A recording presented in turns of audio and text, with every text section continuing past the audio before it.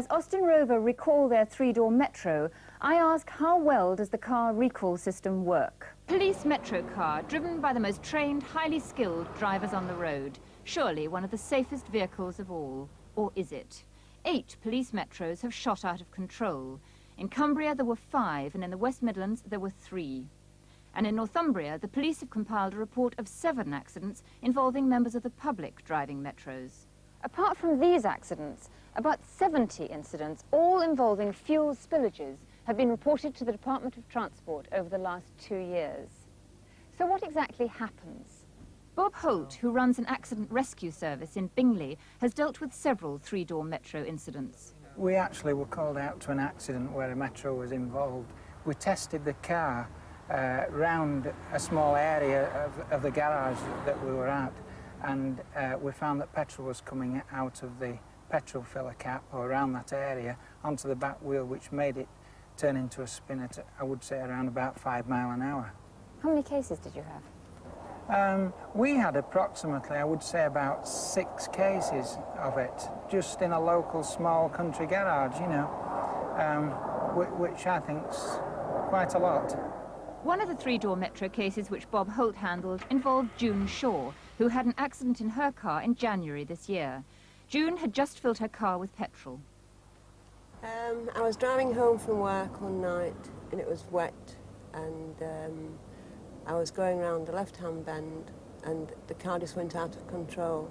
It spun across the road into a wall, and I just remember shutting my eyes and thinking that I was a goner.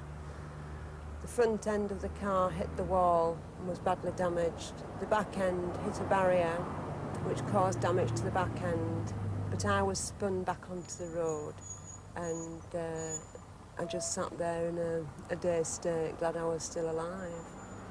I think one of the main causes, which was in June's case, was that she'd just called in for some petrol, and the petrol filler cap was not fitted correctly, which caused petrol to go out onto the back wheel again, which to me is quite a natural mistake that any pump attendant could make.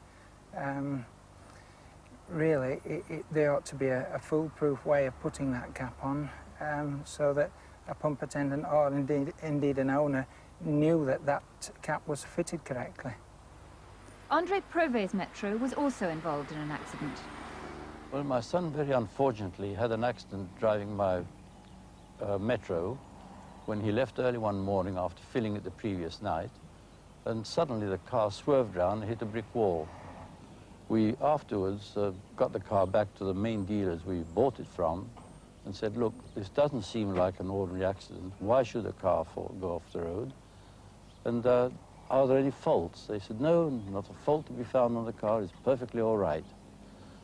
After that, I wrote to the autocar, and the autocar said, yes, they had had other complaints of the same thing happening, left-hand bend, full petrol, and the car suddenly swerved round. Autocar magazine first received complaints in 1984 and decided to investigate the three-door Metro incidents. They weren't too impressed with the sighting of the filler neck. As you can see on these cars, it's very low, and I think it's actually sighted in a rather tricky position. If there are any fuel spills, the immediate result is to go onto the back tire. We decided to see for ourselves what exactly happens when quantities of fuel spill onto the offside rear tire on a left-hand bend. This is the effect. Contrary to popular opinion, petrol doesn't help grip on tarmac at all. In fact, it's like driving on ice, particularly where you've got a front-wheel drive car and therefore very lightly laden back wheels. And it actually becomes quite dangerous. And as the demonstration shows, the car will spin. Autocar found that fuel spillages were being caused by one of 3 things. Petrol was escaping through the breather pipe, or through the petrol cap, or in one example, through a missing piece of return pipe.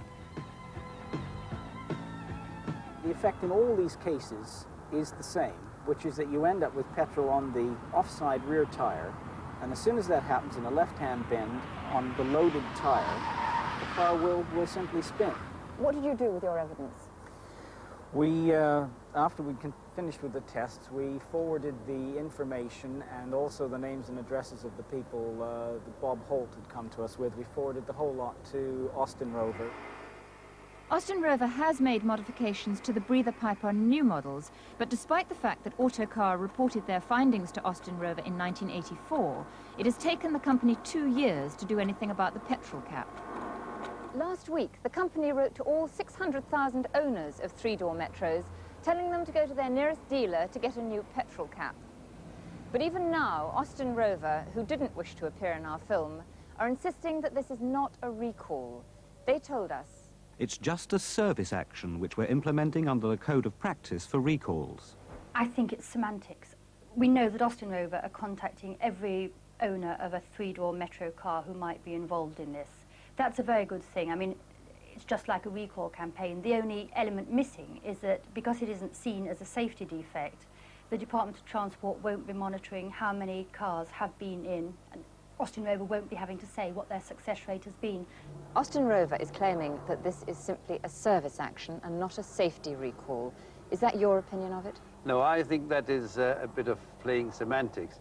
Basically, I'm happy that they're doing something about it, but I still would like to see it treated as a safety one, because it does, in fact, prejudice the handling of the car under certain conditions.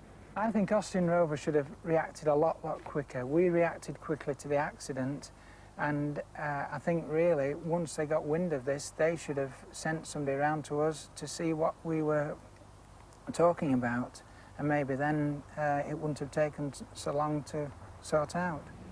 The Car Recall Code of Practice is the responsibility of the Society of Motor Manufacturers and Traders, along with the Department of Transport.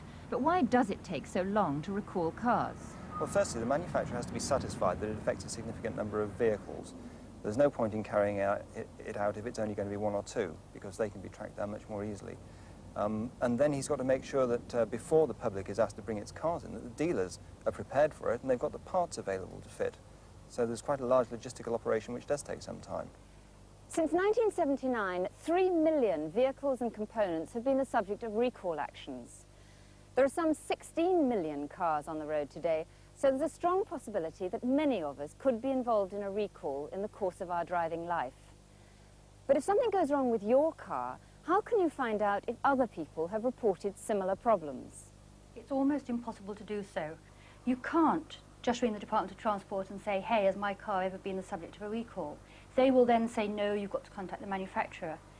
It can't be beyond the wit of man for them to have some sort of safety hotline so that a new owner could ring in and check whether that car has ever had the necessity for a recall and then whether the work was done or not.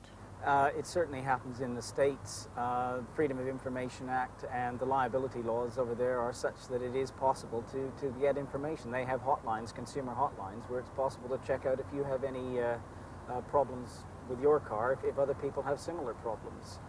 I think we could do with something like that over here, definitely.